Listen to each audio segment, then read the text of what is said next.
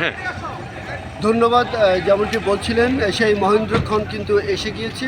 আর কিছুক্ষণ পরেই রূপপুর বিদ্যুৎ কেন্দ্রের যে জ্বালানি ইউরেনিয়াম, সেই ইউরেনিয়াম এখানে বিদ্যুৎ কেন্দ্রের রিঅ্যাক্টরের মধ্যে দেওয়া হবে। এবং এখানে কিন্তু 163টি ধাপে 163টি শলাকা, আপনি বলতে পারেন 163টি ইউরেনিয়াম এখানে লোড করা হবে পর্যায়ক্রমে। আজকে এইটার কার্যক্রম শুরু হবে কিছুক্ষণ পরে, এবং এইটা পর্যায়ক্রমে বেশ কয়েকদিন ধরে এই ইউরেনিয়ামগুলো এখানে লোড করা হবে। তারপরে আস্তে আস্তে শেষ করার পরে এই ইউরেনিয়াম বার্ন শুরু হবে, অর্থাৎ বিদ্যুৎ উৎপাদন শুরু হবে। আমরা যেমনটি জেনেছি যে অল্প অল্প করে বিদ্যুৎ উৎপাদন শুরু হতে হতে আগামী আগস্ট মাসে গিয়ে আমরা 300 মেগাওয়াট বিদ্যুৎ পাবো। এবং একটি বড় অঙ্কের বিদ্যুৎ যখন উৎপাদন শুরু হবে তখন জাতীয় গ্রিডে দেওয়া হবে।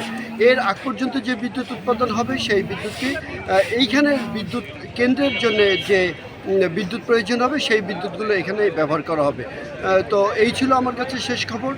উদ্বোধনী অনুষ্ঠানের পরপরই এখানে যে ইউরেনিয়াম লোড করা হবে তারপরে বিস্তারিত তথ্য আপনাদেরকে আমরা জানিয়ে দেব। এই ছিল আমার কাছে শেষ খবর।